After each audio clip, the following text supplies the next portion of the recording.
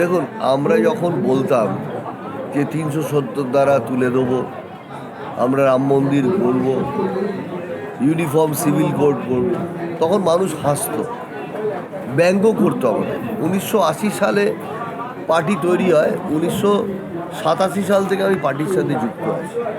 তখন মানুষ হাসতো এবং ভাবতো এরা আবার কি করবে, কারণ মানুষ মিথ্যার প্রতিশ্রুতি পেয়ে এসছে। ৩৪ বছর ধরে বামপন্থীরা করে এসছে, মানুষকে প্রবঞ্চনা দিয়েছে, ধোঁকার রাজনীতি করেছে এবং চটজলদি ভোট ব্যাংক রাজনীতি করেছে। ৩৪ বছর ধরে আমরা কি দেখেছি?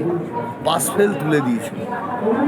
পাসফেল তুলে দেখে একটা বিরাট সমাজ, নকশাল আন্দোলনে ব্রেন নষ্ট হয়ে গেছিল, ব্রেন হারিয়ে গেছিল। আমাদের সমাজের মধ্যে যে ভালো ব্রেন নষ্ট হয়ে গেছিল, আবার একই উপায় ইংরেজি তুলে দিয়ে তাদের নেতা নেত্রীর ছেলেমেয়েরা কিন্তু ইংলিশ মিডিয়ামে পড়েছে, মিশনারি স্কুলে পড়েছে, বোর্ডিং স্কুলে পড়েছে, কিন্তু সাধারণ মানুষের, খেটে খাওয়া মানুষ দিন